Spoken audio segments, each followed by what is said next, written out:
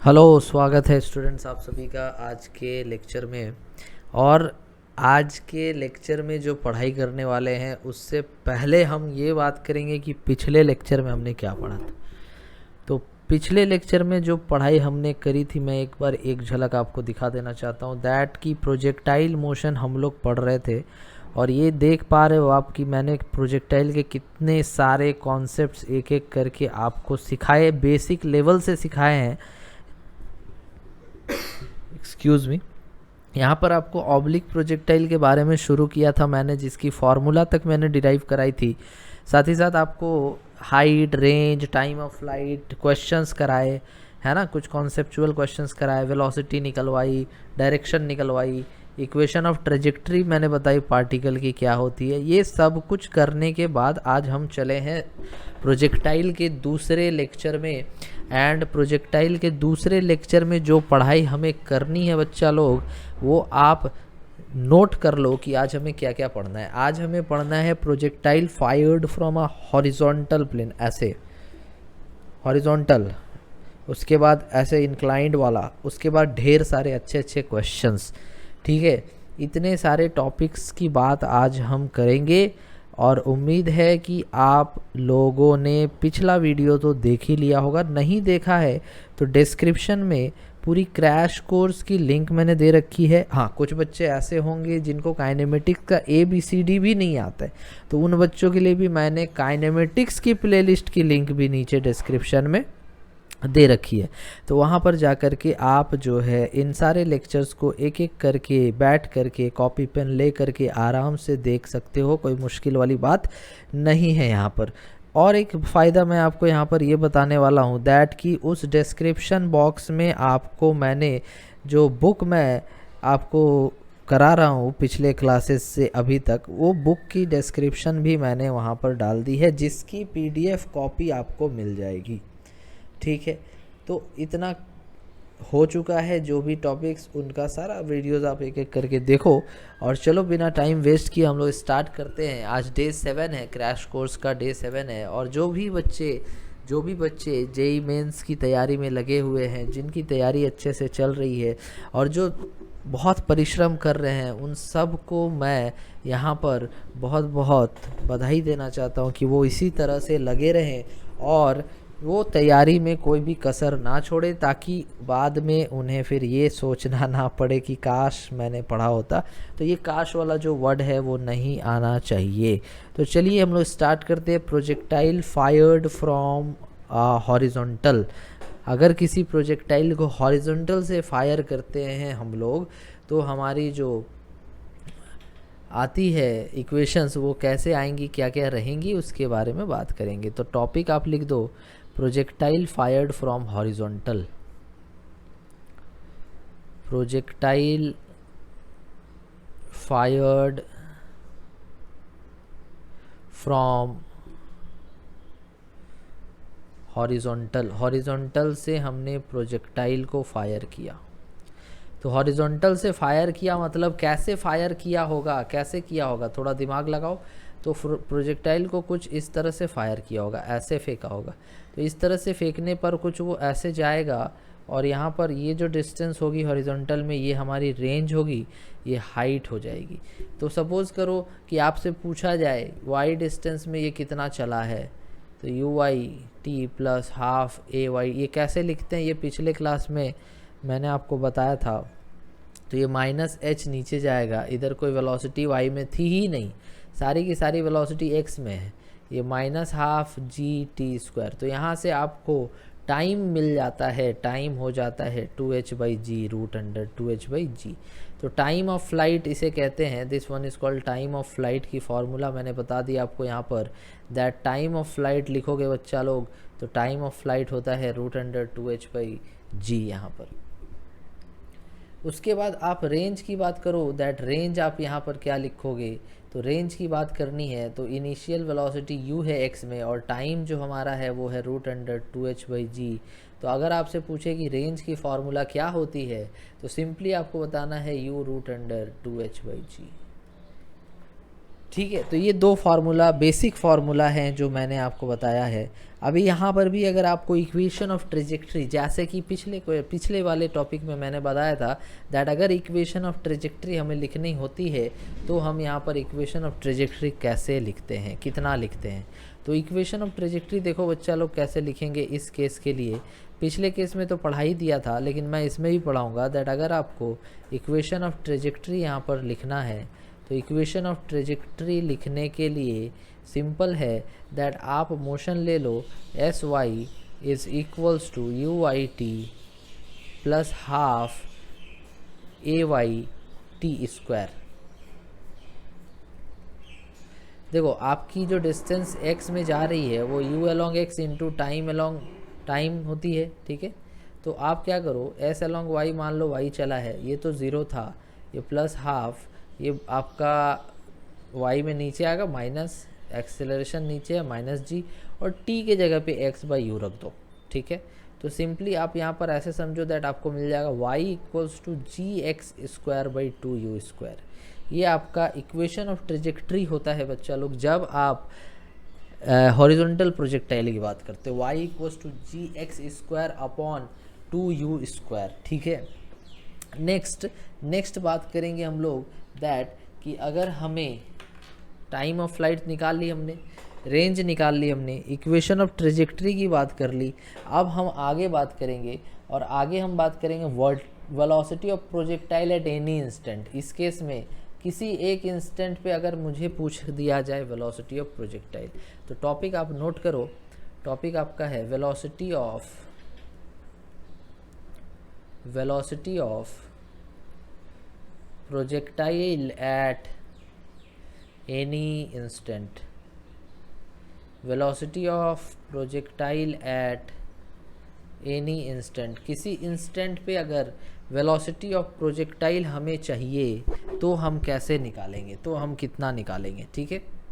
बहुत ही आसान है, पहले तो डायग्राम समझ लो that velocity of projectile at any instant की बात अगर की जा रही है तो उसका डायग्राम कैसा लेना है।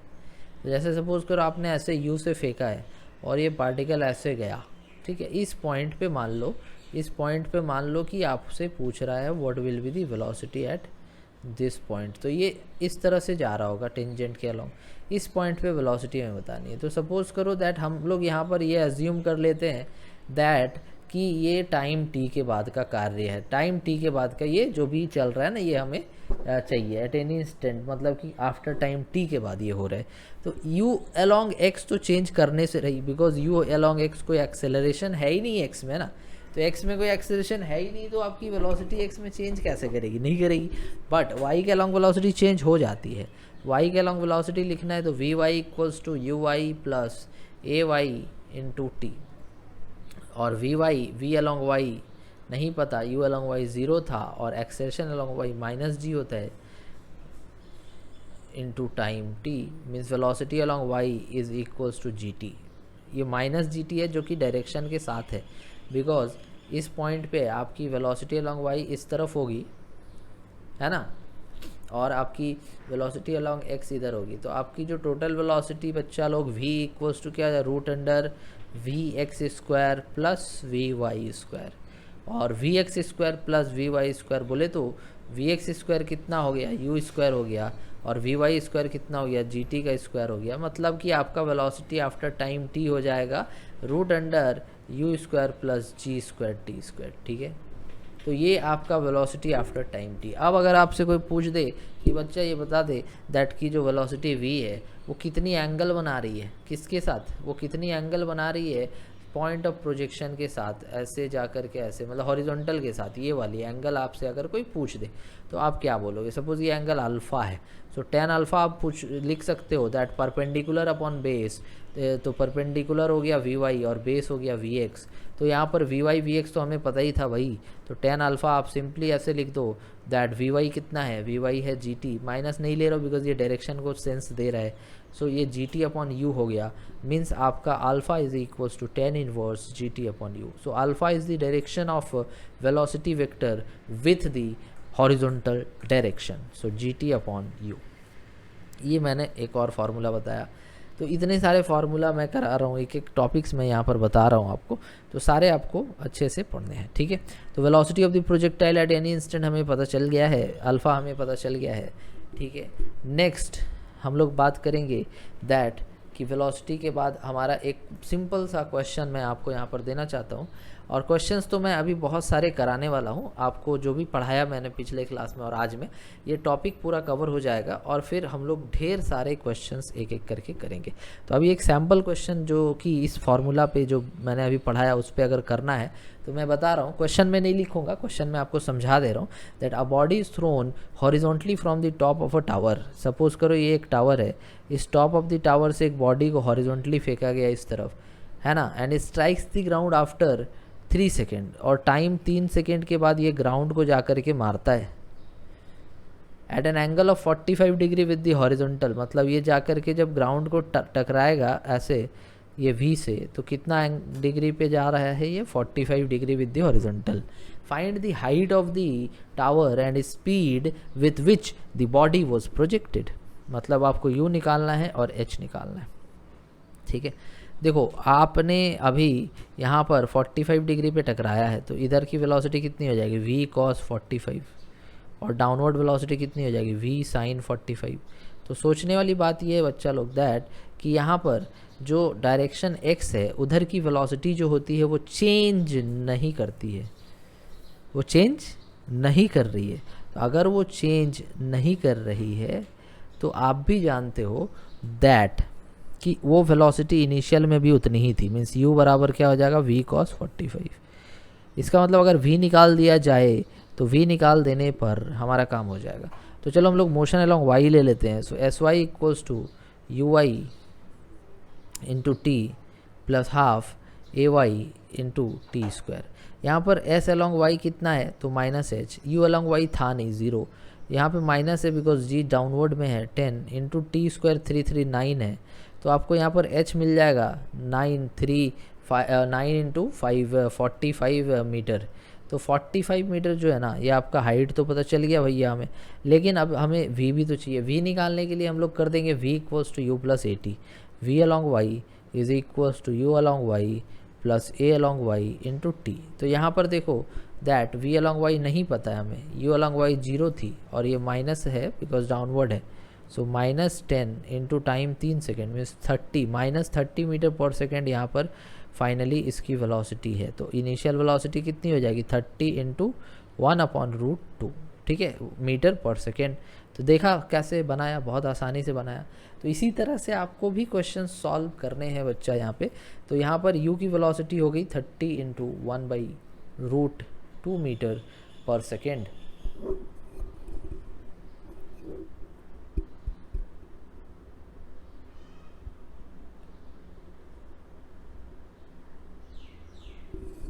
ठीक है, चलो बहुत अच्छी बात है।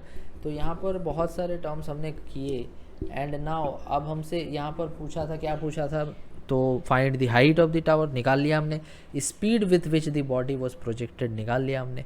तो ये सारे टर्म्स यहाँ पर हो चले हैं, ठीक है।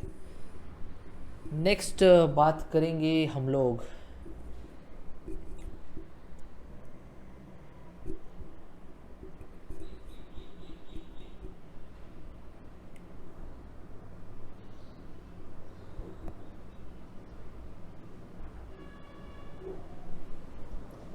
अगला एक क्वेश्चन मैं और यहाँ पर आपको देना चाहता हूँ। ये जो v थी ना बच्चा, ये वी वाई आपने समझ गया ना, ये मैं फिर से बता दूँ क्या, ये आपका वी वाई हो गया, ये 0 था क्योंकि शुरू में कोई था नहीं, ये -10 था 3 था, ये -30 इधर है, ये -30 है। सो आपको मैं थोड़ा सा यहाँ पर ये बताना चाहूँगा दैट ये 30 जो आया है ये आपका वी वाई आया है, मतलब कि यहाँ पर जो टर्म है ये टर्म एक्चुअल में, एक मिनट, हाँ, तो ये v sin 45 जो है ये आया है 30।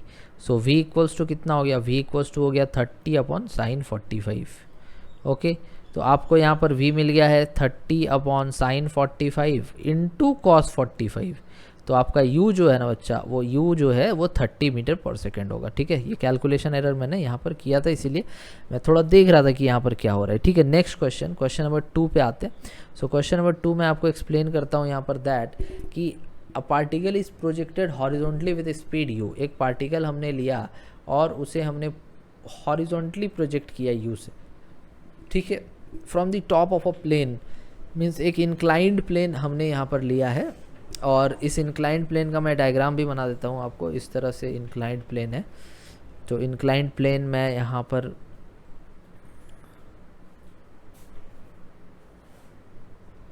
एक ऐसा बनाना चाहता हूँ। ठीक है, ये आपका एक इंक्लाइंड प्लेन है यहाँ पर। ठीक है, और इस इंक्लाइंड प्लेन के टॉप से, इस पॉइंट से हमने किसी पार्टिकल को फेंका, तो जाहिर सी बात है कि वो कुछ ऐसे आएगा, है ना।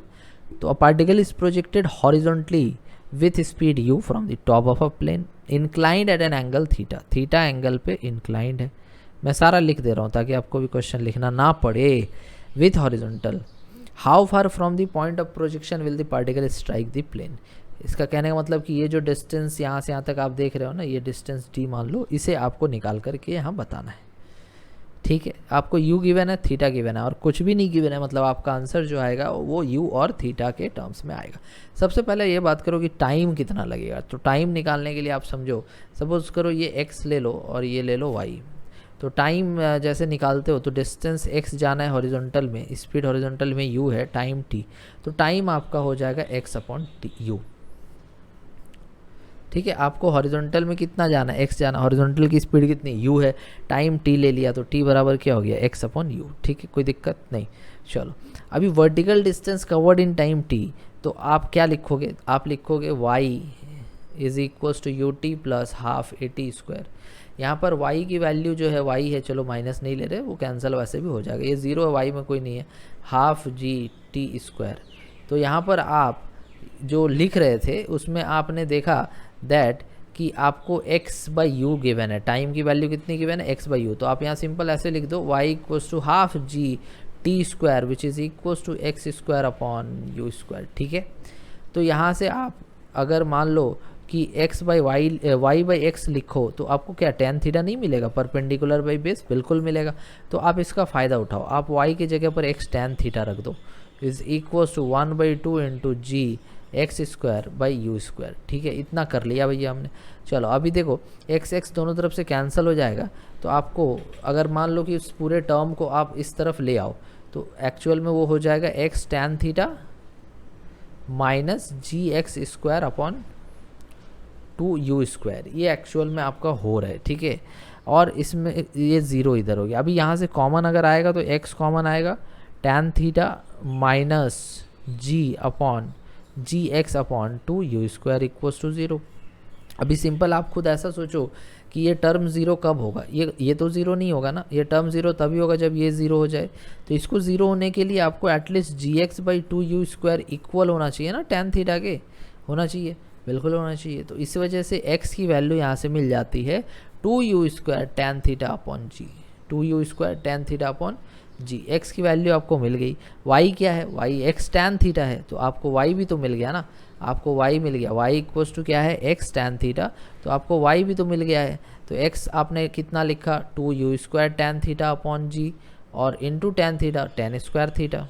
ठीक है, तो आपको x मिल गया, y मिल गया भैया। तो अब यहाँ पर सिंपल d निकालना है ना, तो d निकालना है तो क्या लिखोगे, d equals to root under x square plus Y square. तो चलो करो, एक्स स्क्वायर वाई स्क्वायर करो यहाँ पे, तो d equals to root under x square plus Y square, तो 4 tan square theta upon G square plus 4u4 tan 4 theta upon G square. यहाँ से देखो आपका कॉमन आ जाएगा, तो ये 2u स्क्वायर हो जाएगा, ये tan थीटा हो जाएगा, ये g हो जाएगा। आपका यहाँ सिंपल आएगा 1 plus tan square theta sec square theta, जो हो जाएगा सेक थीटा। तो 2u square tan theta sec theta, ये आपका फाइनल आंसर होगा डी का। मैं एक बार फिर से आपको दिखा देना चाहता हूँ मैंने यहाँ पर क्या क्या किया है। आपको एक सिचुएशन गिवन था वाई एक्स, तो हमने एज्यूम किया था आंसर में हमारा वाई एक्स नहीं आ रहा है, हमें थीटा गिवन था और यू हॉरिजॉन्टल फेंका था, हमने टाइम निकाल लिया, फिर हमने वाई के लिए मोशन लिख दिया और उसमें टाइम के फैक्टर को पुट कर दिया। इस वजह से हमें एक रिलेशन पाइथन यहाँ पे ट्रिगोनोमेट्री भी लगाया थोड़ा सा हमने, और वाई को रिप्लेस कर दिया, एक्स निकाल लिया, फिर वाई खुद ब खुद निकल लिया, फिर हमने पाइथागोरस थ्योरम लगा के डी यहाँ पर निकाल दिया। ठीक है, तो ये तरीका बहुत ही आसान तरीका जो मुझे लगा मैंने आपके साथ शेयर किया यहाँ पे। तो उम्मीद है आपको ये समझ आया होगा आई थिंक। एंड नेक्स्ट आगे बढ़ते हैं हम लोग, और अभी हम लोग इस पे और क्वेश्चंस जो हैं वो करेंगे, बट ऑप्शनल ये ऑब्जेक्टिव टाइप क्वेश्चंस अभी करेंगे। अब सपोज़ करो कि एक ऐसा भी तो प्रोजेक्टाइल हो सकता है ना, अब एक ऐसा भी तो प्रोजेक्टाइल हो सकता है, क्वेश्चन नहीं दिख रहा हूँ मैं, हाँ टाइप्स बता रहा हूँ। अब एक ऐसा भी तो प्रोजेक्टाइल हो सकता है जिसमें कि फेंकना हुआ है, लेकिन कैसे फेंकना हुआ है उसकी बात मैं यहाँ पर कर दे रहा हूँ।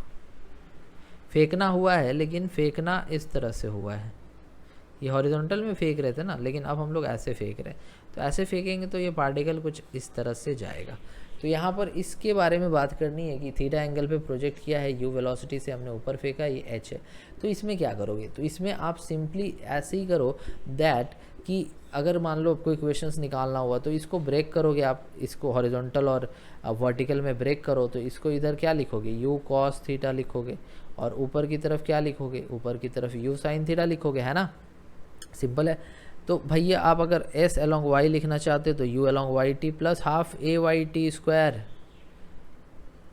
और यहाँ पर एस अलॉन्ग वाई एच है माइनस एच है, और यू हमने ऊपर फेंका है प्लस होगा u sine theta into time मान लो कि टी है, और minus half g t square. अभी इस इक्वेशन को हमने रख दिया भैया, जैसे हमें चाहिए होगा वैसे हम यहाँ पर करेंगे और इसको यूज़ करेंगे, फिर क्वेश्चन को सॉल्व करेंगे, है ना। अगर आपको रेंज चाहिए होगा तो रेंज के लिए आर इक्वल्स टू के लिए आप क्या लिखोगे, यू अलॉन्ग एक्स जो कितना है यू कॉस थीटा, और टाइम आप पहले इक्वेशन से निकाल लो, इससे टाइम निकाल लो, आपका रेंज यहाँ पर आ जाएगा, है कि नहीं। तो आपका रेंज यहाँ पर आ जाएगा, साथ ही साथ आपका टाइम गिवन है तो आपको ईजी होगा। क्लियर है। और एक प्रोजेक्टाइल ऐसा भी हो सकता है, एक प्रोजेक्टाइल ऐसा भी हो सकता है दैट कि प्रोजेक्टाइल हमारा कुछ इस तरह से है,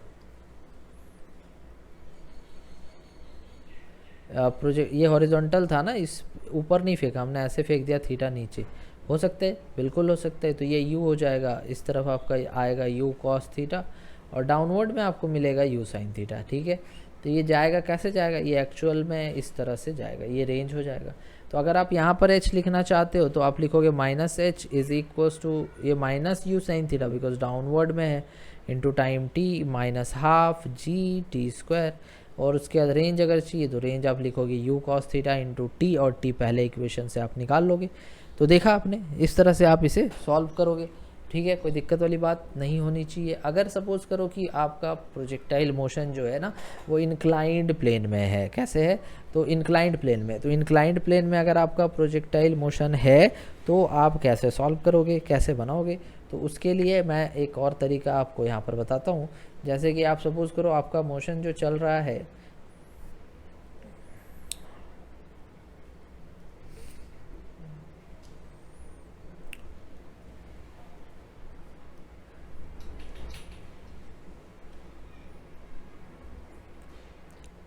आपका इस तरह का मोशन है प्रोजेक्टाइल ऑन इंक्लाइंड प्लेन। अभी बहुत सारे क्वेश्चंस मैं कराऊंगा, भागना नहीं आपको। प्रोजेक्टाइल ऑन इंक्लाइंड प्लेन, तो देखो प्रोजेक्टाइल ऑन इंक्लाइंड प्लेन अगर चलता है तो कुछ इस तरह का प्रोजेक्टाइल मोशन आप ध्यान दो यहाँ पे, जैसे इस तरह से, ठीक है, और आपने फेंक दिया पार्टिकल को ऐसे यू वेलोसिटी से, ये सपोज करो ये आपका अल्फ़ा है और ये थीटा है, तो ये कुछ जाएगा इस तरह से जाएगा पार्टिकल, ये आपका हाइट होता है इस केस में। आपको यहाँ पर एक ट्रिक ये लगाना होता है ना दैट कि आप इस डायरेक्शन को x मान लेते हो और इस वाले डायरेक्शन को y मान लेते हो। ठीक है, x और y ऐसे मानते हो आप। तो इससे फ़ायदा क्या होता है, इससे फ़ायदा ये होता है दैट आप फिर से इसे ऑब्लिक मोशन की तरह से, ऑब्लिक प्रोजेक्टाइल की तरह से ट्रीट कर सकते हो, बिल्कुल, है ना। तो बहुत ही आसान भाषा में अगर कहें तो हमारे लिए ईजी हो जाता है। इस तरह से अगर हम लोग एक्स और वाई को एज्यूम करते हैं ना, तो हमारे लिए ईजी हो जाता है कि हम इसे एक ऑब्लिक प्रोजेक्टाइल की तरह से ट्रीट करके क्वेश्चंस को हम लोग बना पाएँ, सॉल्व कर पाएँ। तो इस वजह से मैंने बोला दैट एक्स ऐसे ले लो, वाई ऐसे ले लो, ठीक है। चलो तो देखो, आप सोचो यहाँ पे दैट कि अगर आपसे पूछा जाए कि क्या ये एक्स से स्टार्ट हुआ था मोशन और एक्स पे ही ख़त्म हो गया, तो आप बोलोगे हाँ। तो एस अलॉन्ग वाई लिखो, s along y equals to u along s along y is equal to u along y t plus half a along y into T square लिखो। और एस अलॉन्ग वाई आपका 0 है, you along Y कितना है, तो u along Y है you sine theta. Time of flight हमें नहीं पता, टी ले लो माइनस हाफ। अभी देखो जी का जो वैल्यू है ना बच्चा, उसमें थोड़ा सा खेला करना है आपको। कैसे करना है, तो देखो जैसे सपोज करो आप ग्रेविटी की बात करो तो वो डाउनवर्ड लगती है, और उसकी वैल्यू के कंपोनेंट्स अगर एक्स और वाई में आप ब्रेक करना चाहो, तो ये अल्फ़ा था, ये पूरा 90 बन रहा है, ये 90 माइनस अल्फ़ा होगा, तो ये आपका कितना हो जाएगा अल्फ़ा। तो इस तरफ आ जाएगा आपका जी कॉस अल्फ़ा और इधर आ जाएगा जी साइन अल्फ़ा। तो ये एक्स और वाई के अलॉन्ग आपको जो जी की वैल्यूज़ है ना, इसे ब्रेक करना ही पड़ेगा। तो इस वजह से आप यहाँ पर देखो दैट एक्सेलरेशन अलॉन्ग एक्स आपको कितनी मिल रही है, आपको एक्सेलरेशन अलॉन्ग एक्स मिल रही है माइनस जी साइन अल्फ़ा, उल्टा है ना। और एक्सेलरेशन अलॉन्ग वाई आपको कितनी मिल रही है, वो मिल रही है माइनस जी कॉस अल्फ़ा। तो ये आपको वैल्यूज़ यहाँ पे दिख रहे हैं। तो आप यहाँ पर क्या करो, आप यहाँ पर simply half a along Y चाहिए, तो आप लिखोगे माइनस माइनस मैंने पहले लिख दिया है, g cos alpha into time t square. अभी ये टर्म उधर चला जाएगा, पॉजिटिव हो जाएगा, तो टी एक कैंसिल हो जाएगा, तो ये आपका आएगा 1/2 g cos alpha into t is equal to u sine theta. तो भाई यहाँ पे तो बहुत आसानी से टाइम ऑफ फ्लाइट मिल गया यार। टाइम ऑफ फ्लाइट कितना गया, 2u sine theta upon g cos alpha, ठीक है। इस तरह से देखा तुमने दैट कि तुम्हें टाइम ऑफ फ्लाइट जो है वो मिल गया है, और तुम इसका यूज़ क्वेश्चन बनाते टाइम बहुत ही आसानी से कर पाओगे, ठीक है। नेक्स्ट आते हैं दैट कि अगर हमें रेंज निकालनी हुई इस केस में तो कैसे निकालेंगे। तो रेंज निकालने के लिए बच्चा तुम्हें बहुत ही आसान ये तरीका अपनाना है दैट कि s along x is equals to u along x into T plus half a along x into T square.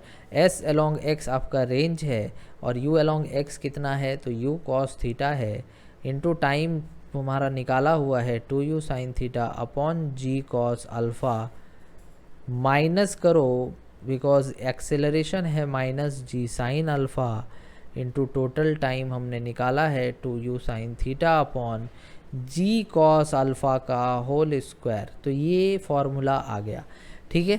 तो फार्मूला याद रखने से ज़्यादा बेटर है आप तरीका याद रखो, क्योंकि अगर कहीं पर भी थोड़ा सा तरीका चेंज कर देता है तो आसानी होगा आपको बहुत ही ज़्यादा। अगर आपको तरीका आता है, अगर आपको वैल्यूज़ कुछ चेंज कर दिए या कंडीशन कुछ चेंज कर दिया, तो आप कितना इजी मेथड से, अगर आपको तरीका आता है ना, तो आप तुरंत फटाक से ऐसे बना करके आओगे, ठीक है। तो मैं अब बहुत सारे क्वेश्चंस आपको यहाँ पर बताऊँगा, और जितने भी क्वेश्चंस मैं अभी आपको बताने वाला हूँ सारे के सारे क्वेश्चंस आपके लिए इंपॉर्टेंट होने वाले हैं। एंड आप अगर बुक में देखोगे तो इसी मेथड के बाद आगे चल करके वो फार्मूला डिराइव करके आपके लिए ले आता है। तो चलिए अब इतना पढ़ने के बाद ये सारा थ्योरी वगैरह हमने तो कवर कर लिया भैया। अब यहाँ पर हमें करना है MCQs, मल्टीपल चॉइस क्वेश्चंस। मैं बार बार ये इसलिए दिखा रहा हूँ ताकि आप ये समझो कि पिछले क्लास में लेक्चर जो थी वो भी देखनी है, और इससे पहले के 6 वीडियो लेक्चर्स जो काइनेमेटिक्स में है वो भी देखनी है, ठीक है।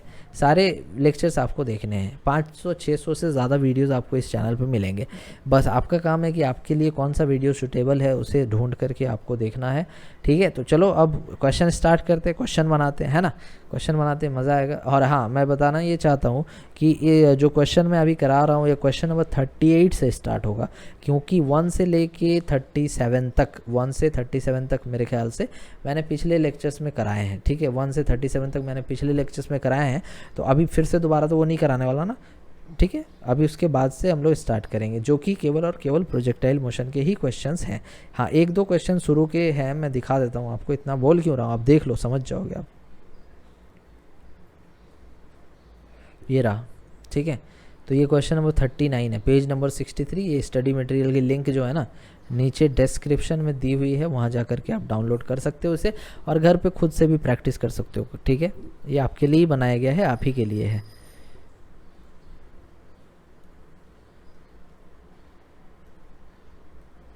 तो देखो ये क्वेश्चन नंबर 39 है, ये एक्चुअली ये प्रोजेक्टाइल का नहीं है। 40 ये प्रोजेक्टाइल का नहीं है, ये 41 से जो है ना प्रोजेक्टाइल का क्वेश्चन स्टार्ट हो जाता है, ठीक है। तो चलो दो क्वेश्चन है जो बच गए थे पिछले क्लास में। क्वेश्चन नंबर 38 तक मैंने कराया था, यहाँ तक करा दिया था मैंने, पूरा सॉल्व करा दिया था। 1 से लेकर 38 तक मैंने सॉल्व करा दिया था, अभी 39 से स्टार्ट कर रहा हूँ, ठीक है। तो क्वेश्चन नंबर 39 से स्टार्ट करता हूँ। यहाँ पर आपको आज मैं 39 से आई थिंक 60 नंबर तक मैं करूँगा आज। तो 60 नंबर तक क्वेश्चन करूँगा और हाँ आपको बने रहना है मेरे साथ, ठीक है।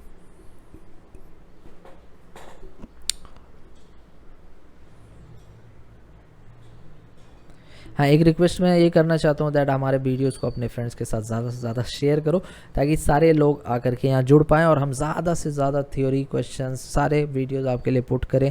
हम लोग दिन रात आपके लिए मेहनत करें, ठीक है। और ये प्रोफेशनलिज्म है हमारे बिना पढ़ाए मुझे नींद ही नहीं आती है। तो एक्चुअल में आपको भी बोलना है दैट सर मुझे ये टॉपिक करा दो, मुझे ये टॉपिक करा दो, ये टॉपिक मेरा वीक है, ये टॉपिक मेरा स्ट्रांग है। तो आप जैसा बोलोगे वैसा मैं करने के लिए तो रेडी हूँ, ठीक है। बट आपको इनिशिएटिव लेना होगा दैट सर मुझे ना रे ऑप्टिक्स में कुछ भी नहीं आता है। चलो ठीक है भाई, तो आपको रे ऑप्टिक्स में कुछ भी नहीं आता है, कोई बात नहीं। आप अगर प्लेलिस्ट सेक्शन में जाओगे तो आपको एक ज़्यादा नहीं, आधे घंटे का, सिर्फ आधे घंटे का एक लेक्चर मिलेगा जो केवल और केवल रे ऑप्टिक्स के थ्योरी को डिस्कस करता है। उसके बाद बहुत सारे 10, 15, 20 क्वेश्चन भी मैंने करा दिए, उसी प्लेलिस्ट में आपको मिल जाएगा। और हाँ कोई बच्चे अगर 12th में गए हैं कि सर मैं अभी 12th में गया हूँ, मेरे टीचर्स मुझे मैग्नेटिज्म पढ़ा रहे हैं, मुझे कुछ भी नहीं समझ आ रहा है, तो 25 से 30 वीडियोस आपको मैग्नेटिज्म में पूरा थ्योरी डिटेल में कराया हुआ मिलेगा। कोऑर्डिनेट ज्योमेट्री पढ़ रहे हो, सर मुझे कुछ नहीं समझ आ रहा कोऑर्डिनेट ज्योमेट्री में, तो भैया 30-40 वीडियोस तो कोऑर्डिनेट ज्योमेट्री के मिल ही जाएंगे आपको। तो इस तरह से करते करते है ना करो। और हम लोग रोज़ कोशिश कर रहे हैं ज़्यादा से ज़्यादा वीडियोस जो है ना रिकॉर्ड करें, अपलोड करें, ठीक है। एक वीडियो रिकॉर्ड करके अपलोड करने में टाइम बहुत ज़्यादा लगता है। लाइव सेशन अगर हम लोग करते हैं तो उसमें भी बहुत ज़्यादा टाइम लगता है। तो बच्चे हम लोग दिन रात मेहनत कर रहे हैं, आपके लिए कर रहे हैं, आपको भी करना है, हमारा सपोर्ट करना है और हमारे वीडियोज़ को ज़्यादा से ज़्यादा अपने फ्रेंड्स के साथ शेयर ज़रूर करना है, ठीक है। तो चलो क्वेश्चन नंबर 39, 40 उसके बाद फिर प्रोजेक्टाइल का पूरा सारा क्वेश्चन स्टार्ट हो जाएगा। तो क्वेश्चन नंबर 39 कह रहा है कि it takes 1 minute for a passenger standing on an escalator to reach the top. मान लो कि एक एस्केलेटर इस तरह से लगा हुआ है मॉल में, अभी तो सारे मॉल बंद है, बट मान लो कि इस तरह से लगा हुआ है। ये एक आदमी यहाँ पर है जो कि इस पर जाता है, एक जगह पर खड़ा है, ये चल नहीं रहा है, वो एस्केलेटर जो है ना ऊपर की तरफ खींच रहा है इसे, और ये 1 मिनट में पहुंच जाता है, मतलब 60 सेकंड में ये ऊपर तक पहुंच जाता है, ठीक है। और if the escalator does not move it takes 3 minutes to walk up. अगर ये एस्केलेटर मूव नहीं करता है तो उसे 3 मिनट लगता है ऊपर तक जाने में। मतलब कि अगर ये एस्केलेटर नहीं मूव करता है, खुद बेचारा पैदल चलते हुए जाता है, 1 2 3 इस तरह से, तो इसको लगता है 3 मिनट, मतलब कि 180 सेकेंड इसे लगता है, ठीक है।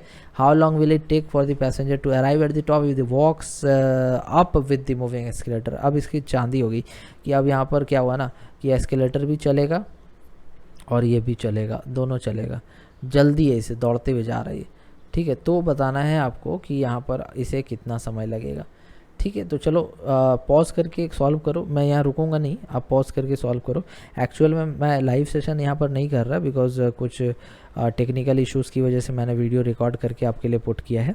वैसे हमारी कोशिश रहेगी कि हम लोग लाइव सेशन ही लेकर के आएँ, but due to some technical issues है ना, कुछ आंधी तूफान चल रहा है, आपको भी पता होगा, तो उस वजह से हमारे पास टेक्निकल इश्यूज़ के कारण मैं रिकॉर्ड करके आपके लिए लेकर के आया वीडियो, ठीक है।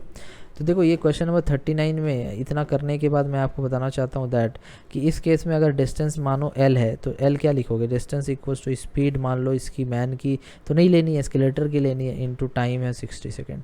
सेकेंड केस में भी डिस्टेंस उतना ही चलेगा, लेकिन अब मैन की स्पीड होगी और टाइम है 180 सेकेंड। थर्ड केस में डिस्टेंस तो उतना ही चलेगा, लेकिन अब मैन की स्पीड भी होगी, एस्केलेटर की भी स्पीड भी होगी, और यहाँ पर टाइम हमें नहीं पता है। तो L is equals to v e की वैल्यू यहाँ से अगर आप लिखो तो L/60 लिख सकते हो, वी एम की वैल्यू अगर यहाँ से लिखो तो L/180 लिख सकते हो, इनटू टाइम T नहीं पता।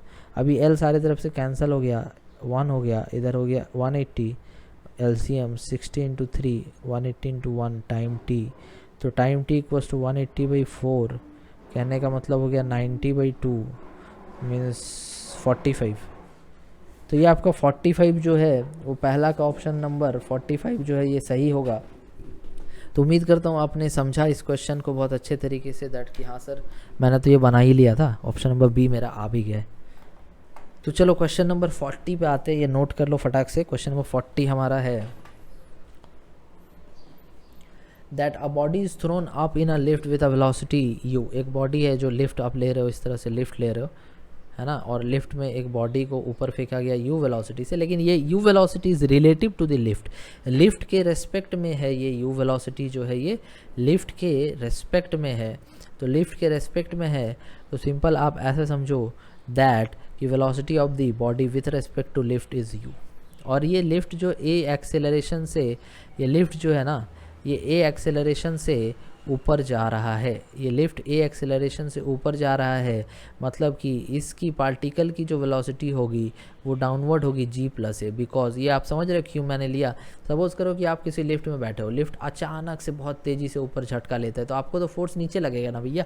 तो इस वजह से यहाँ पर आपको इसके लिए एक्सेलरेशन जो लिफ्ट की a है वो पार्टिकल के लिए नीचे होगा a, इसीलिए यहाँ पर नीचे g पहले से था और a जो है लिफ्ट की वजह से आ गया तो g प्लस ए हो गया। अभी रिलेटिवली अगर बात करो, कोई आदमी यहाँ खड़ा है, ठीक है, और वो देख रहा है पार्टिकल को ऊपर से नीचे आते हुए, तो देखेगा जहाँ से चला तो वहीं आके गिर गया भैया, तो इसीलिए यहाँ पर डिस्प्लेसमेंट जीरो हो जाएगी। तो s इक्वल टू अगर आप यूज़ करो you t plus half a t square, तो यहाँ पर s का वैल्यू आपको जीरो लेना है, u ऊपर जा रहा है with respect to lift u है, टाइम जो है वो हमें यहाँ पर t दिया हुआ है, और माइनस लेंगे हाफ डाउनवर्ड है इसीलिए g प्लस ए इंटू टी स्क्वायर। तो बच्चा आप यहाँ से सिंपल टी एक कैंसिल करो और इसे लिख दो, टी इधर आ गया है, सो जी टी प्लस जी ए अपॉन 2, और 2 उधर चला गया 2u, और हमें a चाहिए था तो a इक्वल्स टू हो जाएगा 2u minus g t upon जी।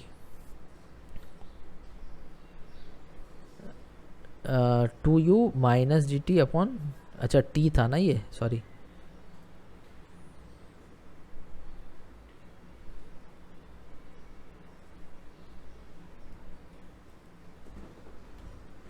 सो 2u minus g t upon t. तो ये ऑप्शन मेरा, ऑप्शन नंबर बी जो है वो सही आना चाहिए यहाँ पे, ठीक है। तो इस तरह से देखा आपने कितना मज़ा आ रहा है, कितना आसान क्वेश्चन है। मैं थोड़ा तेज़ हूँ क्योंकि मुझे पता है कि आप बच्चे जो हैं क्रैश कोर्स के बच्चे हैं, और क्रैश कोर्स के जो बच्चे होते हैं काफ़ी तेज़ होते हैं, उन्हें बहुत पढ़ाई करी होती है, और नहीं भी करी है तो भी मैं इतना भी तेज़ नहीं हूँ कि आपको समझ में नहीं आए, ठीक है। मैं थोड़ा फास्ट कर रहा हूँ, आप चाहे तो 0.25 में जा कर के देख सकते हो, या फिर 1.25 में जा कर के, सॉरी 0.25 नहीं 0.75 में, या फिर 1.25 में जो और ज़्यादा तेज़ चाहते हैं। अभी क्वेश्चन नंबर 41 है, क्वेश्चन नंबर 41 में यहाँ पर अब प्रोजेक्टाइल पे हम लोग एंटर कर चुके हैं। क्वेश्चन नंबर 41 ये कह रहा है that a ball is throne upward, एक बॉल है ऊपर फेंका भैया, ठीक है। अभी मेरी राइटिंग पे मत जाना दैट कि सर अभी थोड़ी देर पहले तो आप बहुत अच्छा लिख रहे थे, अभी आपकी राइटिंग को क्या हो गया। एक्चुअली मैंने सॉफ्टवेयर चेंज कर दिया बिकॉज मुझे क्वेश्चंस डिस्कस करने थे इस वजह से, और इसमें बहुत ज़्यादा कॉम्पेटेबल नहीं होता है ये पेंसिल से या टैब से लिख पाना, इस वजह से। तो आपको समझने लायक मैं लिख रहा हूँ, अगर मैं आपके लिए समझने लायक लिख रहा हूँ तो एक लाइक ज़रूर करके दिखाना मुझे। तो यहाँ पर देखो दैट कि a ball is thrown upward it returns to the ground, ये वापस ग्राउंड पे आ जाता है, डिस्क्राइबिंग अ पैराबोलिक पाथ। तो ऊपर फेंका और पैराबोलिक पाथ है भैया, मतलब कि ऐसे सीधा तो नहीं फेंका होगा, ऐसे फेंका होगा, ऐसे, ये ऐसे जाएगा, ठीक है। तो यहाँ पर इस तरह से थोड़ा और अच्छा बना दूँ ताकि आपको भी अच्छा लगे, ये कुछ ऐसे यहाँ से ऐसे जाएगा। Which of the following remains constant, speed of the ball, kinetic energy of the ball, vertical component of the ball, horizontal. अरे भाई बहुत आसान है यार, ये यू है, इधर थीटा, इधर यू कॉस थीटा है, ऊपर में यू साइन थीटा होता है। चूँकि एक्सेलरेशन हमारा डाउनवर्ड डायरेक्शन में होता है, हॉरिजॉन्टल में नो एक्सेलरेशन, हॉरिजॉन्टल में एक्सेलरेशन होता है 0, इस वजह से ये वैल्यू जो है ये चेंज नहीं करेगा। सो ऑप्शन नंबर डी होगा। तो 41 का आपका ऑप्शन नंबर डी आ गया है, बहुत अच्छा। चलो क्वेश्चन नंबर 42 पे आ जाते हैं। क्वेश्चन नंबर 42 ये कह रहा है point mass is projected making an angle acute angle with the horizontal. आपको इस तरह से कुछ एक्यूट एंगल से ऐसे यू जो है ना थीटा पे फेंक दिया हमने। Velocity vector v and acceleration g is theta. चलो एंगल की बात नहीं करी थी ना, यहाँ पे एंगल की बात नहीं करी थी। चलो यहाँ पर ये बोल रहे हैं कि जो वेलोसिटी है और एक्सेलेरेशन जी है ना, इसके बीच की एंगल थीटा है, ये पूरा थीटा है। तो आपसे पूछ रहा है ये थीटा क्या होगा, तो थीटा भाई 0 से तो ज़्यादा है ना, और 180 से कम है ना, ये 90 से कम थोड़ी ना यार, 90 से ज़्यादा एंगल है ना ये, तो इस वजह से ऑप्शन नंबर डी यहाँ पे सही है। बहुत अच्छा। चलो क्वेश्चन नंबर 43 पे आते हैं, फटाफट क्वेश्चंस करेंगे। The velocity at the maximum height of a projectile is half of its initial velocity u, its range on the projectile plane is. देखो आपको यहाँ पर गिवन है दैट की velocity at the maximum height of a projectile is half, ये आपका इस तरह से प्रोजेक्टाइल है, और इस पॉइंट पे जो इनिशियल वेलोसिटी हमने u से फेंकी थी ना, उसका हाफ यहाँ पर है मैक्सिमम हाइट पे, u/2 है। अपवर्ड वेलोसिटी जो मैक्सिमम हाइट पे 0 हो जाती है। Its range on the horizontal plane, range चाहिए ना, तो रेंज चाहिए। सिंपल देखो, अगर इधर की वेलोसिटी u/2 है, इसका मतलब कि ये u cos थीटा है, और cos थीटा यहाँ पे 1/2 आ रहा, मतलब कि ये 60 डिग्री है, तो ये 60 डिग्री है। तो रेंज अगर चाहिए तो रेंज सिंपल कैसे लिखते हैं हम लोग, रेंज लिखते हैं 2u sin theta cos theta means u 2u square sine theta, u square sine 2 theta by g लिखते हैं ना, तो यहाँ पे 2 हो गया, u स्क्वायर हो गया u square sine theta mean sine 60 हो गया √3/2, और cos 60 हो गया 1/2 डिवाइडेड बाई जी। अभी यहाँ से 2 कैंसिल हो गया, तो ये आ गया √3u square upon 2g। Option number b, 43 का ऑप्शन नंबर बी। ठीक है, अभी क्वेश्चन नंबर 44, क्वेश्चन नंबर 44। तो यहाँ पर क्वेश्चन नंबर 44 ये कह रहा है that a projectile is thrown with a velocity of 50 metre per second. एक प्रोजेक्टाइल को हमने 50 मीटर पर सेकेंड से फेंका। A projectile is thrown with a velocity of 50 metre per second at angle of 53 with the horizontal. ये जैसे कि यहाँ पर ये जो हॉरिजॉन्टल है ना, इससे ऐसे फेंका गया है, और ये 53 डिग्री एंगल पे फेंका गया है 50 मीटर के पर सेकंड के वेलोसिटी से। Choose the incorrect statement. It travels vertically with a velocity of 40 metre per second. तो इधर की वेलोसिटी हो जाएगी 50 cos 53, और ऊपर की वेलोसिटी हो जाएगी 50 sin 53। अभी 53 डिग्री का वैल्यू बहुत सारे बच्चे सोच रहे होंगे, तो मैं बता देता हूँ कैसे याद रखना है। एक ट्रायंगल बनाना है, एक ट्रायंगल बना करके इसको 37 डिग्री लिखना है, इसको 3 लिखना है, इसको 4 लिखना है, इसको 5 लिखना है, तो ये ऑटोमेटिकली 53 डिग्री हो जाएगा, बिकॉज ये 90 है। तो आपका साइन 53 कितना हो जाएगा, साइन 53 हो जाएगा 3/5। सो 50 × 3/5, 5 10 30 मीटर पर सेकेंड इसकी vertical velocity. It travels vertically with the velocity of 40 metre per second. It travels horizontally with the velocity of 30 metre per second. तो अगर हॉरिजॉन्टल निकालो तो 50 × cos 53 कितना हो गया, 4/5 है ना। तो ये ऑप्शन नंबर जो निकालना है उसके लिए वेलोसिटी 10 या 40। ठीक है, cos 53 sorry very sorry, cos 53 चाहिए ना, 3/5 लिखोगे ना यहाँ पे, और वहाँ साइन 4/5 लिखोगे ना यहाँ पे। मैंने गलती की, मेरी गलती है, तुम्हारी कोई गलती नहीं है। चलो, तो यहाँ पर हमें लिखना है 50 × sin 53 आपका हो जाएगा परपेंडिकुलर 4/5, तो ये आपका आ जाएगा 40, और यहाँ पर ये आपका आ जाएगा 3/5, तो ये आपका आ जाएगा 30। ठीक है, तो देखो यहाँ पर बोल रहा है travels vertically with 40 metre per second, it travels horizontally with 30 metre per second. तो हॉरिजॉन्टली तो हमेशा इसकी वेलोसिटी 30 मीटर पर सेकेंड बनी रहेगी, इसमें कोई शक नहीं है, लेकिन वर्टिकली इसकी velocity 40 metre per second initially होगी, हमेशा नहीं होगी, इसीलिए ये इनकरेक्ट है ऑप्शन। ठीक है, और minimum velocity 30 metre per second ये भी सही बोला है, बिकॉज हाईएस्ट पॉइंट पे जाने पर इसकी वेलोसिटी जो है हॉरिजॉन्टल में होती है केवल और केवल 30 मीटर पर सेकंड, और वर्टिकल वाली 0 हो जाती है, वही मिनिमम होगी। तो ये सही है, ऐसा नहीं कि सही नहीं है। ऑप्शन ए जो है ना, ये ऑप्शन इनकरेक्ट है, इसीलिए हमें टिक करना होगा ऑप्शन ए को।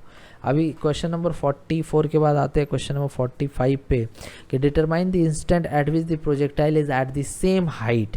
मतलब कि अभी जो मैंने क्वेश्चन बताया उसी का ये पार्ट है, कि अगर आपको प्रोजेक्टाइल गिवन है और उस प्रोजेक्टाइल में आपको दो समय ऐसा बताना है जहाँ पर सेम हाइट पे हो। तो ये देखो, ये y है और ये भी y, ये सेम हाइट है, और मान लो कि ये x है। सिंपल है, तो देखो कैसे करना है। तो आप ऐसे लिखो, इनिशियली हमने कितना फेंका था, 50 से कितने डिग्री पे फेंका था, 53 डिग्री पे, ये लिखा हुआ था उसमें। तो आप ऐसे लिखो, s along y is equals to u along y into T plus half a along y into T square. तो s along y कितना लिखोगे बच्चा, s along y आप लिखोगे y लिख दो, और u along y कितना था, तो u along y अब भी निकाला ना, अब भी निकाला, कितना निकाला 40। तो 40 into time t minus half g हो गया 10 इंटू टी स्क्वायर। फिर इसे हम ऐसे लिख देंगे y equals to 40t -5t²। अब सिंपल ऐसे सोचो कि अगर हम लोग टाइम 1 सेकेंड लेते हैं तो y कितना आएगा। टाइम अगर 1 सेकेंड ले रहे हैं तो y आ जाएगा 40 - 5 मीन्स 35। अगर टाइम हम लोग ले रहे हैं 7 सेकेंड तो हमारा y कितना आ जाएगा, टाइम आ जाएगा y 7 सेकेंड के लिए टाइम आ जाएगा, y आ जाएगा 7 × 4 28, 280 माइनस 7 7 या 49 × 5, 49 × 5 9 5 जो 45 × 4 5 4 20 245, तो 245 मतलब 35। ये चलो सही है, ये ऑप्शन हमारा सही है। अब यहाँ पर ऑल दी अबव भी है, इस वजह से हम लोग यहाँ पर सेकेंड ऑप्शन भी देखेंगे। तो सेकेंड ऑप्शन इसलिए देखेंगे क्योंकि यहाँ पर all the above option given है। अगर नहीं रहता तो सिंपली इसे टिक करके आगे बढ़ जाते हैं। तो सेकेंड ऑप्शन देखते हैं। सेकेंड ऑप्शन में कह रहा है t=3 एंड t=5। चलो t=3 लेते हैं। तो t=3 के लिए y हो जाएगा यहाँ पर 40 × 3 120 माइनस 3 × 3 9 9 × 5 45। तो ये आपका आ जाएगा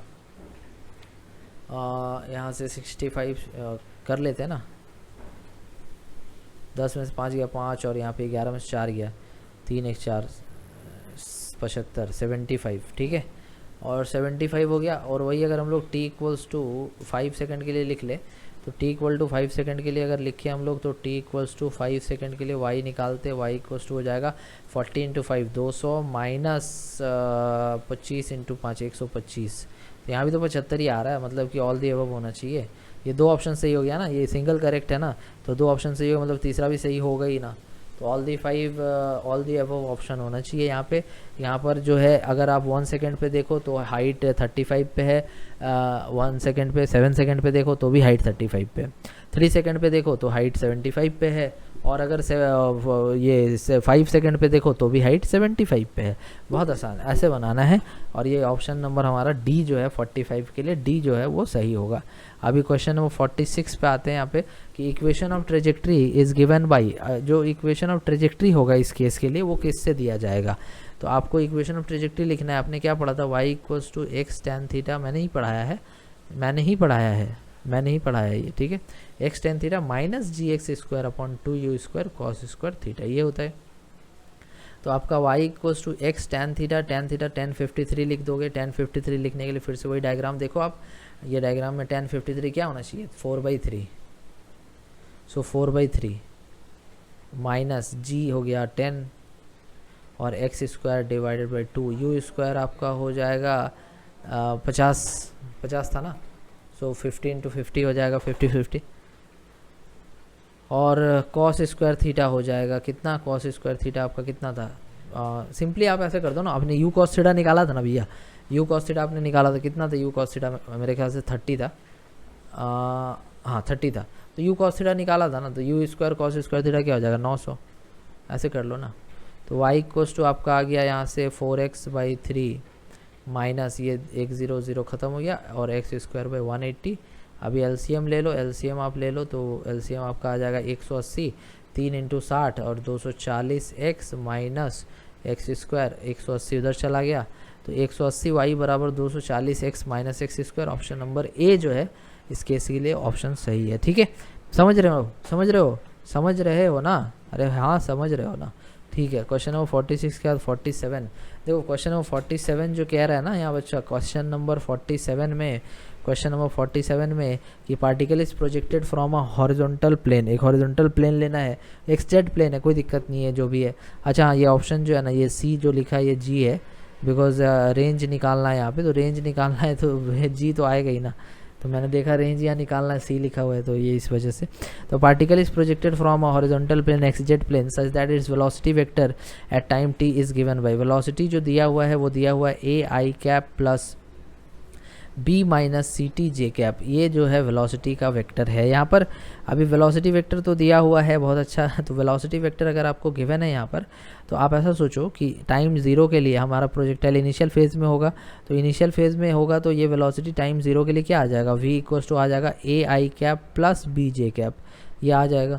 तो अगर ai plus b j cap आ रहा, मतलब इधर a होगा इधर b होगा, तो इनिशियल वेलोसिटी इसका समझ आ गया कितना है, x में ये ux है और ये हमारा uy है, और ये थीटा है, तो थीटा आप निकाल लोगे। तो रेंज पूछा है, तो रेंज के लिए फार्मूला होता है 2ux uy अपॉन जी। अभी मत पूछना कैसे है, मैं पढ़ाया हूँ, ये पिछले ही क्लास में पढ़ाया था। तो 2ux uy नहीं दिखा देता हूँ मैं, रुक जा दिखा देता तेरे को।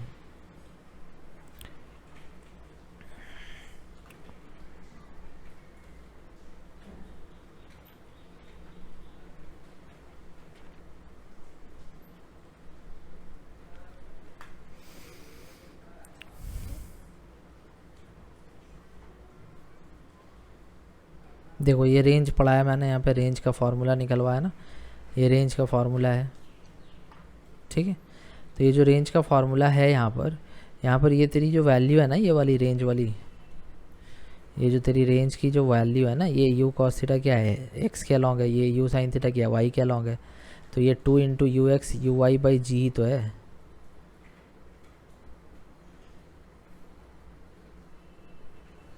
ठीक है, तो यू एक्स कितनी है, ए है, यू आई कितनी है, बी है, तो 2ab अपॉन जी। तो इस वजह से यहाँ पर ये जो है ना ऐसे सही ऑप्शन होगा। ठीक है, क्वेश्चन नंबर 47 भी हो चला हमारा। क्वेश्चन नंबर 48 पे आते हैं। ये क्वेश्चन नंबर 48 कर रहे हैं कि अब वो पार्ट खत्म हो गया, अब ये नया क्वेश्चन है। ठीक है, कि a ball is thrown from a point on ground at some angle of projection. एक ग्राउंड से एक बॉल को फेंका है हमने। A ball is thrown from a point on ground at some angle of projection, कुछ एंगल से u से हमने ऐसे फेंका है। अभी at same time a bird starts from a point directly above, मतलब कि यहाँ से जो है ना एक बर्ड जो है उड़ना चालू करता है, और ये विथ स्पीड यू। अभी इसकी स्पीड नहीं दी थी, जो फेंका था ना हमने प्रोजेक्टाइल को, ये प्रोजेक्टाइल को जो फेंका है ना, इसकी स्पीड नहीं दी हुई है बच्चा। यहाँ पे मैं बोल देना चाहता हूँ यहाँ पे कि ball is thrown from a point on a ground at some angle of projection. मान लो कि कुछ भी एंगल ऑफ प्रोजेक्शन थीटा से फेंका है। At same point the bird starts from directly above this point at a height h horizontally with speed u। मतलब कि given that its flight ball just touches the bird at one point. देखो अगर ball जो है bird को touch करेगा, ठीक है, तो क्या होगा, find the distance on the ground where the ball strikes. तो r इक्वल्स टू रेंज चाहिए, तो रेंज क्या होता है 2ux uy अपॉन जी, ये होता है, ये रेंज होता है हमारा। ठीक है, 2ux uy अपॉन जी।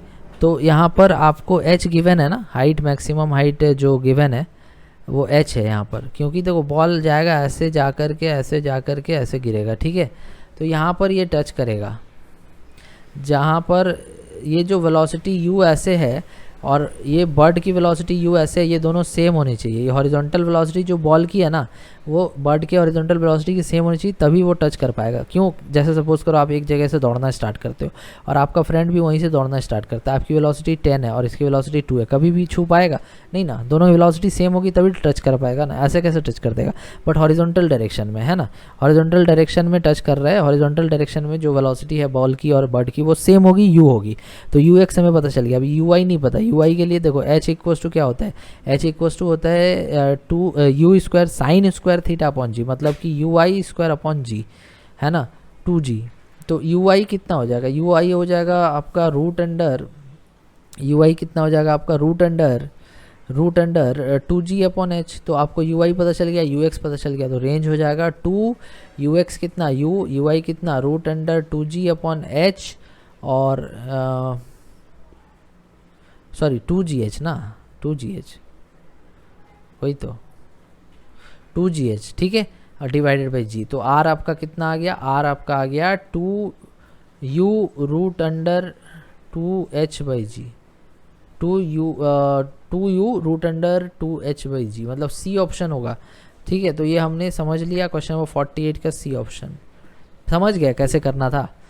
चलो क्वेश्चन नंबर 48 के बाद 49 पे आते हैं। 49 में कह रहा है कि ball is hit by a batsman at an angle of 37 degree. 37 degree पे एक बॉल को मारा हमने, as shown in the figure. The man is standing at P, run at what minimum velocity so that he catches the ball before it strikes the ground. After assume that height of the man is negligible in comparison to maximum height of the projectile. ठीक है, तो ऐसे समझो कि जितने देर में ball जो है वो यहाँ से ए से लेके बी तक गिरेगा, उतने ही देर में इस आदमी को यहाँ से यहाँ तक 9 मीटर चल जाना है। मतलब अगर टाइम निकाल लो तो काम बन जाएगा। टाइम निकालने के लिए आप सिंपल ऐसे समझो कि टाइम ऑफ फ्लाइट होता है 2u साइन थीटा अपॉन जी। तो 2u साइन थीटा अपॉन जी में आपका 2 इंटू यू कितना 15 साइन 37 हो जाएगा 3/4 डिवाइडेड बाई 10, और ये हो गया आपका 2 5 5 3 15 9/4। ठीक है, ये 9/4 आया आपका।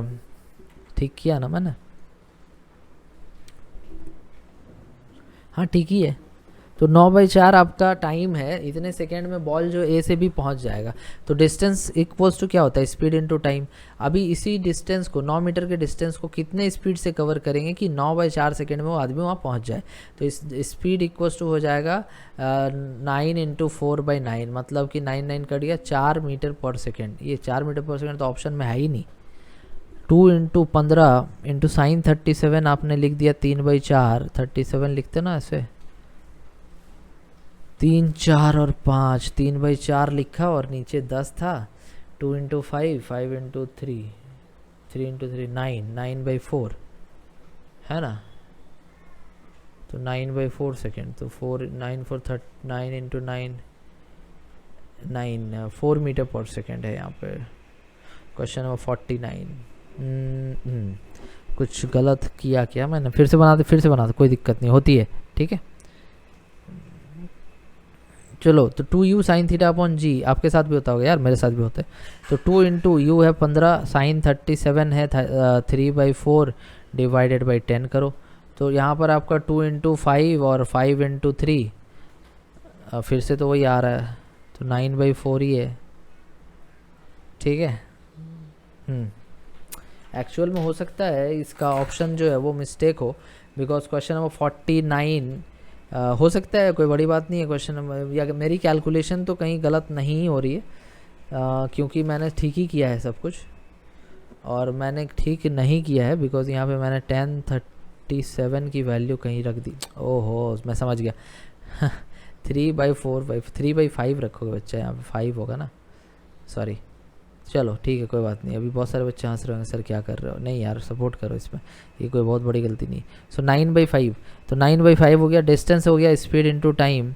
तो यहाँ पर आपका डिस्टेंस कितना आ गया? डिस्टेंस आ गया आपका 9 मीटर चलना है, स्पीड कितना 9/5 और टाइम t, और 5 ही बचेगा ना, तो यहाँ पे स्पीड आपका निकल जाएगा। स्पीड कितना हो जाएगा 5 मीटर पर सेकेंड। समझ गए कैसे करना था? यहाँ पर जितने देर में बॉल ए से बी पहुँचेगा ना, उतने ही देर में आदमी को पी से बी पहुँचना, मतलब टाइम उतना ही लगेगा आदमी को चलने में जितना देर में बॉल पहुँचेगा। तो पहले हमने बॉल की टाइम ऑफ फ्लाइट निकाल ली, और बॉल की टाइम ऑफ फ्लाइट है 9/5।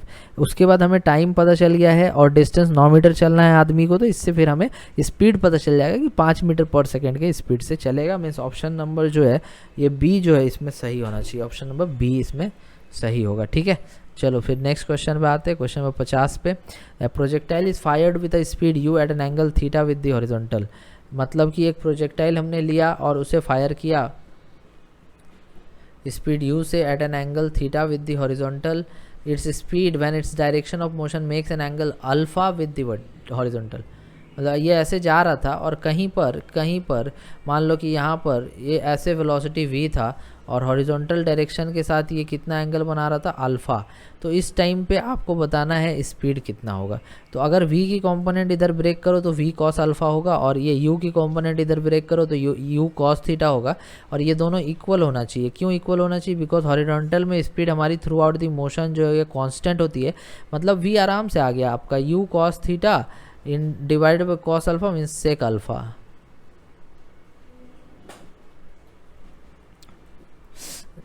ठीक है, तो ये ऑप्शन देखो आपको मिलेगा u cos theta sec alpha. Question number 50 का ऑप्शन नंबर सी। अभी क्वेश्चन नंबर 51 पे आते हैं। क्वेश्चन नंबर 51 में कह रहा है कि दो प्रोजेक्टाइल है अपने पास, ए और B are thrown with the same speed such that A makes angle theta with the horizontal and B makes angle theta with the vertical. दो प्रोजेक्टाइल लिए, एक प्रोजेक्टाइल हमने ए लिया और वो थीटा विद दी हॉरिजॉन्टल बनाता है, और एक दूसरा प्रोजेक्टाइल लिया और ये दूसरा प्रोजेक्टाइल जो है ना ये बी है और ये थीटा विद वर्टिकल बनाता है, मतलब ये एंगल ऑफ प्रोजेक्शन इसका होगा 90 माइनस थीटा। तो इसकी रेंज जो है सेम होगी, बिकॉज एक एंगल थीटा दूसरा 90 माइनस थीटा है।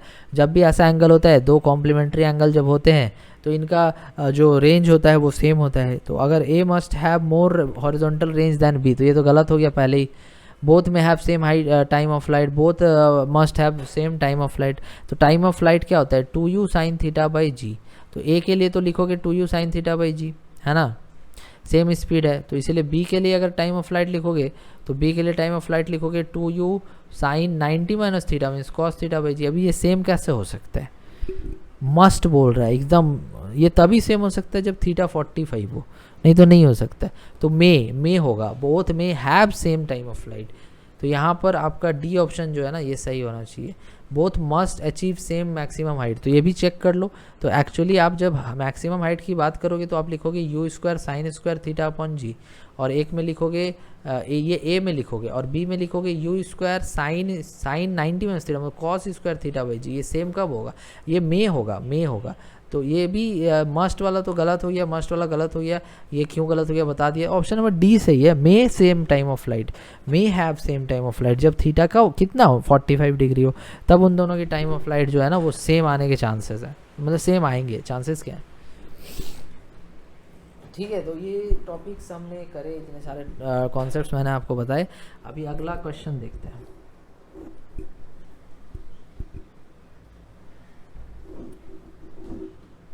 ये रहा क्वेश्चन नंबर 52 है, 52 है। Suppose a player hits several baseballs, which baseball will be in the air for the longest time. मतलब टाइम ऑफ फ्लाइट सबसे ज़्यादा किसका होगा। टाइम ऑफ फ्लाइट का फॉर्मूला होता है t equals to 2u sine theta upon g. ये जो बेसबॉल है ये तो प्रोजेक्टाइल मोशन करेगा ना भाई, कौन सबसे ज़्यादा दूर जाएगा, मतलब ये कौन सबसे ज़्यादा लंबे समय तक एयर में रहेगा, तो जिसकी टाइम ऑफ फ्लाइट सबसे ज़्यादा होगी। और यहाँ 2u साइन थीटा में u sine theta along y होता है ना, ये u y। तो यहाँ पर आपको फार्देस्ट रेंज या फिर one reaches the maximum height या फिर one with the greatest initial velocity या फिर one leaving the bat at 45 degree with respect to the ground, तो नहीं। तो जिसकी ui सबसे ज़्यादा होगी उसकी टाइम ऑफ फ्लाइट सबसे ज़्यादा होगी। और अगर आप हाइट की फार्मूला पढ़ते हो तो आपकी हाइट की फार्मूला आती है u square sine square theta upon g. कहने का मतलब कि ui की स्क्वायर 2g, कहने का मतलब ui की स्क्वायर अपॉन 2g। तो ये ui जिसकी सबसे ज़्यादा उसकी हाइट भी सबसे ज़्यादा। तो ऑप्शन नंबर बी जो है वो सही लिखोगे कि जो सबसे ऊपर जाएगा वो सबसे लंबे समय तक जो है एयर में रहेगा। रेंज की बात नहीं करेंगे क्योंकि उसमें ux भी इन्वॉल्व होते हैं। 45 डिग्री एक स्पेशल केस है जिसमें रेंज मैक्सिमम होता है। तो ऑप्शन नंबर बी जो है वो इसमें हमारा सही ऑप्शन आएगा। अभी क्वेश्चन नंबर 53 आप ध्यान दो।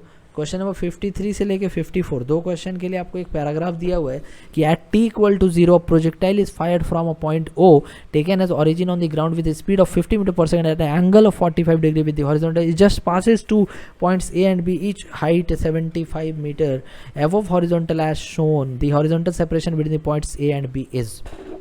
बहुत आसान है, सोच लो, मैं थोड़ा सांस ले लेता हूँ।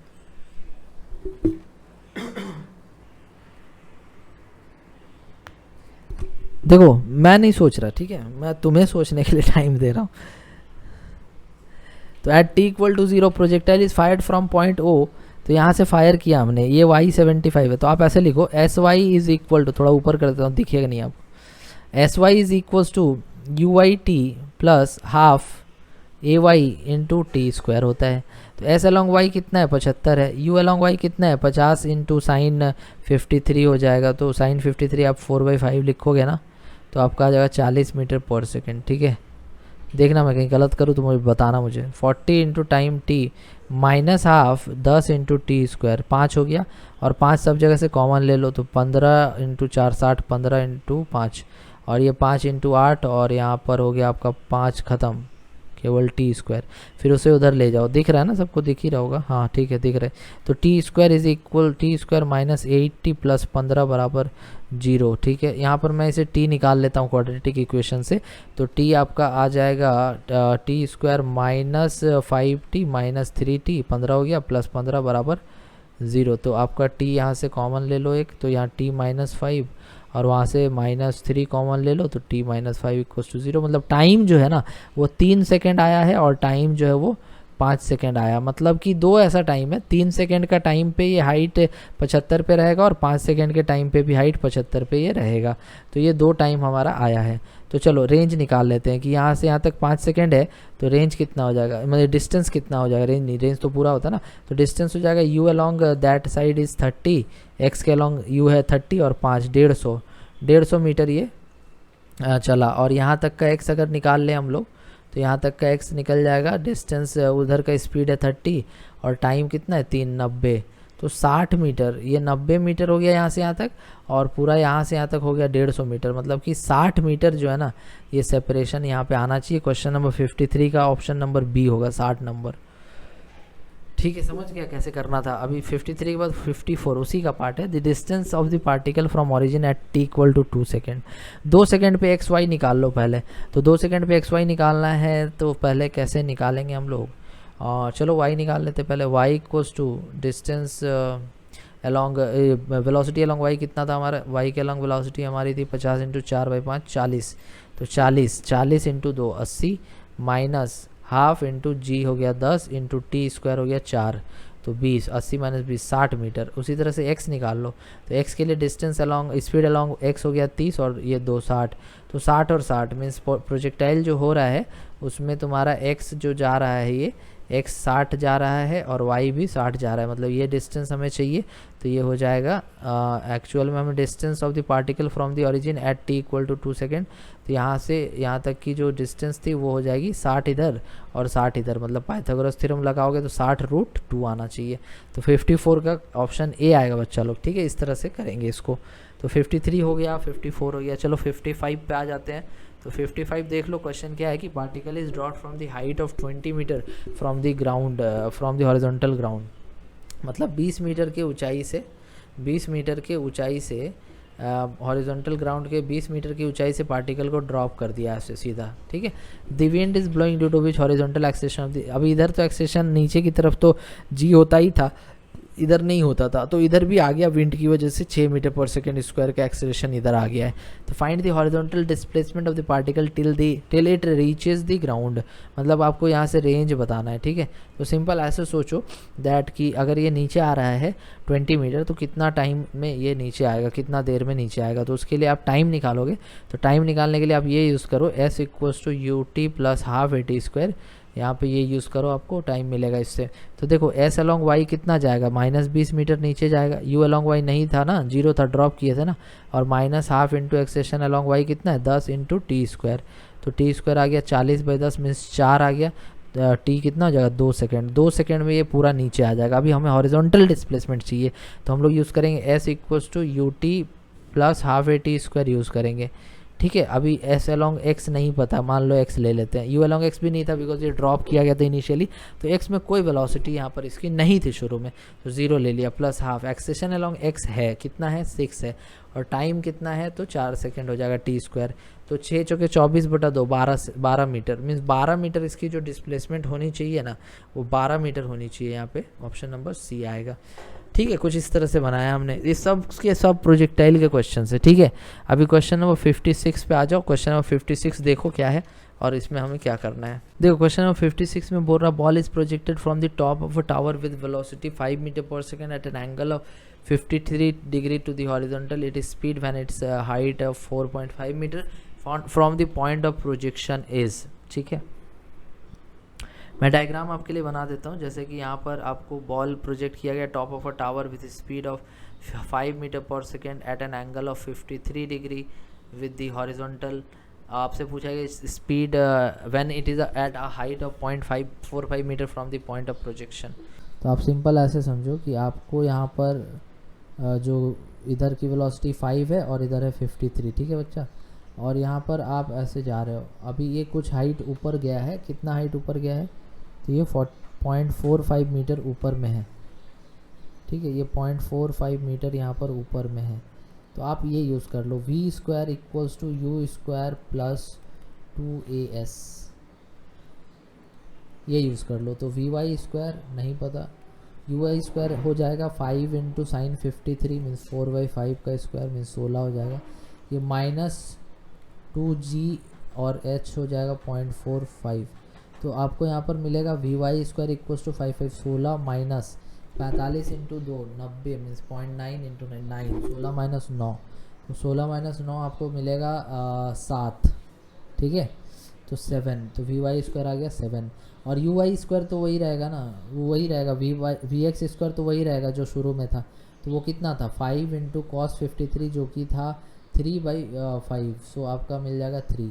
तो आपको root under we x square plus we Y square करो, वेलोसिटी मिल जाएगा, तो 9 प्लस 7, 9 प्लस 16, तो 16 का रूट कितना जो 4, तो 4 मीटर पर सेकेंड आपका आंसर होगा, ठीक है। इस तरह से बनाओ, ये ज़्यादा बेटर तरीका है, उसमें टाइम वगैरह निकालने में मुझे ठीक नहीं लग रहा। तो क्वेश्चन नंबर 56 हो गया।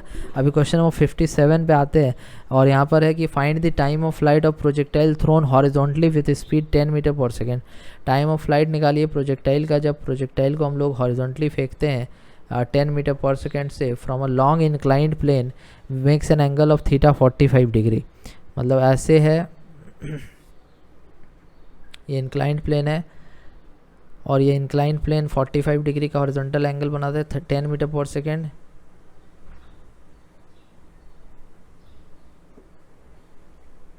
ठीक है, और ये हॉरिजॉन्टली फेंका गया है, मतलब ये हॉरिजॉन्टली फेंका गया, तो जाहिर सा बात है ऐसे नीचे ही आएगा ना। ये अगर तुम ऐसे फेंकते हो, सीधा फेंकते हो ऐसे, तो ये हॉरिजॉन्टली फेंकने पर तो ये ऊपर नहीं जाएगा ना, ये नीचे आएगा ना ग्रेविटी की वजह से, तो नीचे ऐसे यहाँ से ऐसे होते हुए ऐसे होते हुए ऐसे नीचे ही तो आएगा ये।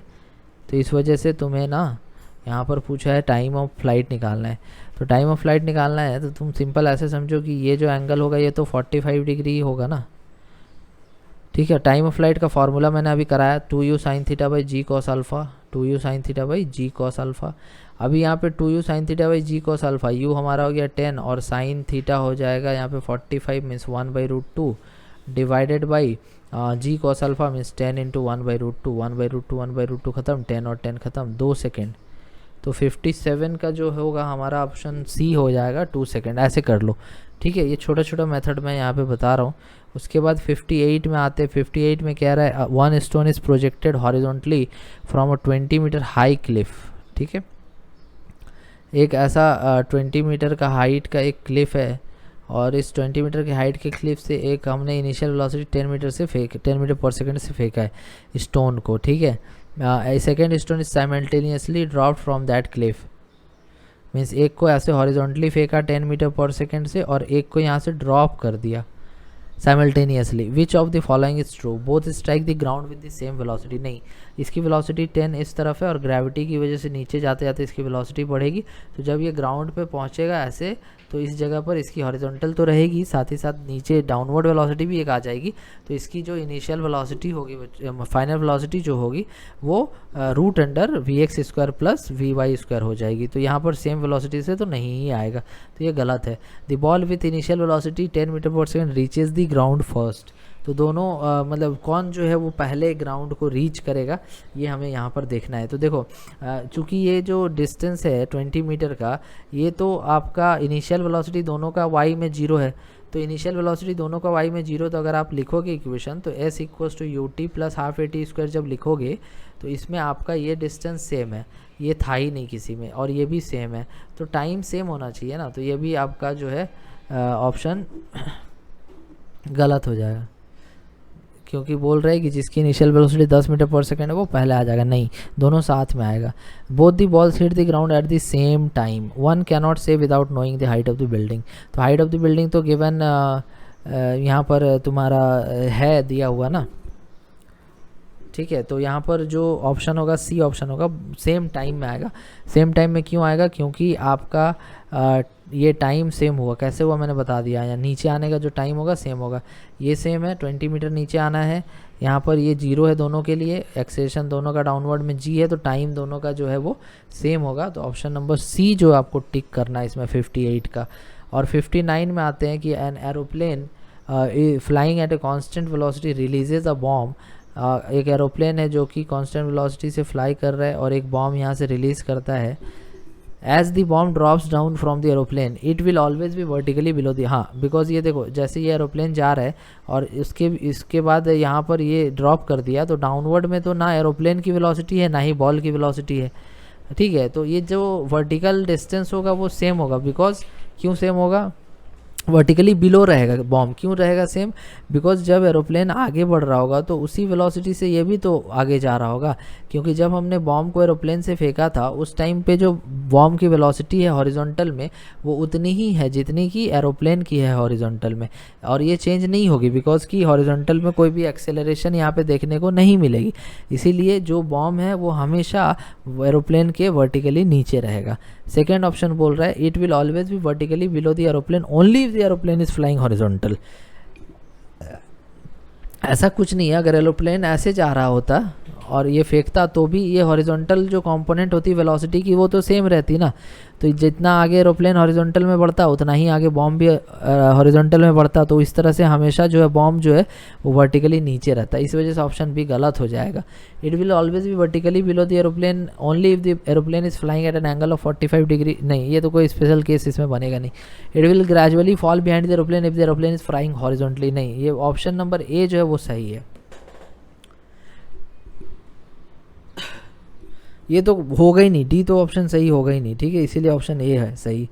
उसके बाद क्वेश्चन नंबर 60 हमारा आ जाते हैं। क्वेश्चन नंबर 60 में बोल रहे हैं कि अ particle is projected at an angle of 37 degree with the incline. एक पार्टिकल ले लो और उसे 37 डिग्री के एंगल पे जो है प्रोजेक्ट कर दो ऐसे, with a speed of 10 metre per second, 10 metre per second के स्पीड से। अभी इंक्लाइन की बात हुई है, सॉरी मैं पूरा क्वेश्चन पढ़ा नहीं, डायग्राम बना दिया। सिंपल ऐसे सोचो कि मान लो कि आपका इंक्लाइंड प्लेन कुछ इस तरह से गिवन है, ठीक है, ये इंक्लाइंड प्लेन आपका यहाँ पे दिया हुआ है। तो ये इंक्लाइंड प्लेन जो है वो कितना डिग्री का एंगल बना रहा है? तो ये 53 डिग्री का एंगल यहाँ पे बना रहा है, ठीक है। अभी ये 37 डिग्री जो है ये 90 हो जाएगा ना, मतलब ऐसे फेंकना है हमें, ये 37 हो जाएगा। तो अगर आप ऐसे फेंकते हो तो आपको मैक्सिमम हाइट कैसे मिलेगा? तो v square equals to 0 u square 100 minus 2 into g into height हमें नहीं पता, h is equals to 100/25 metre. तो ये एक्चुअल में 5 मीटर ऐसे हो गया 5 मीटर, ठीक है, 5 मीटर ऊपर जाएगा फिर ये नीचे आ जाएगा। तो इससे कितना ऊपर जाएगा? तो इससे जो ऊपर जाएगा इसको निकालने के लिए देखो ये 37 डिग्री है, ये 90 डिग्री है, तो इससे कितना ऊपर जाएगा? तो ये 3 होना चाहिए ना, ये 3 मीटर होना चाहिए, ऐसे बना लो। तो हमेशा कोशिश करनी है बच्चों की लेंदी मेथड में ना जाए। मैं इसे एक बार फिर से एक्सप्लेन कर देता हूँ दैट की टोटल जो आपकी जो यहाँ पर इंक्लाइंड प्लेन है इसकी एंगल है 53 डिग्री और उसकी जो एंगल है वो 37, तो 53 प्लस 37 90 होता है, मतलब ऐसे फेंकना है पार्टिकल को। तो अगर ऐसे फेंकना है तो सिंपल ऐसे लिखो वी स्क्वायर बराबर यू स्क्वायर प्लस 2as होता है। फाइनली मैक्सिमम हाइट पे जाने के बाद इसकी वेलोसिटी हो जाएगी 0। इनिशियल वेलोसिटी इसकी 10 थी तो 100 होगी, माइनस 2 इंटू 10 इंटू एच मान लो हो गया h। तो यहाँ पर आपका 5 मीटर आया, मतलब कि सीधा अगर जाएगा तो ये मैक्सिमम 5 मीटर तक, 5 मीटर ऊपर तक ऐसे यहाँ पर जा सकता है ये। तो ये 5 मीटर है, अगर ये 5 मीटर है और आपको निकालना है यहाँ पर कि maximum height above the inclined plane, मतलब ये इंक्लाइंड प्लेन से कितना ऊपर होगा। तो ये आपका एक राइट एंगल ट्रायंगल यहाँ दिख रहा है ना, तो ये राइट एंगल ट्रायंगल अगर दिख रहा है ये 5 है तो ये 3 मीटर होना चाहिए, तो इसलिए आपका आंसर 3 मीटर इसमें आएगा। तो ऐसे बना लो।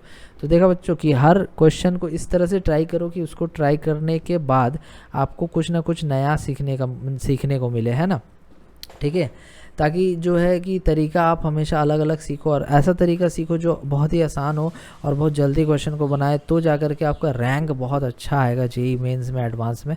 तो आज के लिए इतना ही करते हैं। नेक्स्ट क्लास में हम लोग बात करेंगे डे 8 में हम लोग आगे बात करेंगे, कुछ रिलेटिव मोशन के क्वेश्चंस करेंगे, रिवर मैन के क्वेश्चंस करेंगे, रेन वाटर प्रॉब्लम क्वेश्चंस करेंगे और इसी तरह से ये कंटिन्यूस चलते रहेगा। और हाँ, एक बात मैं और बता दूँ कि अपने फ्रेंड्स के साथ शेयर करना मत भूलना, इस वीडियो को लाइक ज़रूर करना, कॉमेंट करके मुझे बताना दैट आपको और कौन कौन से टॉपिक्स पे वीडियोस चाहिए। साथ ही साथ मैं ये भी बता दूं कि न्यूटन्स लॉज ऑफ मोशन के क्रैश कोर्स मैंने करा दिए हैं ऑलरेडी, वर्क फॉर एनर्जी के भी करा दिए हैं।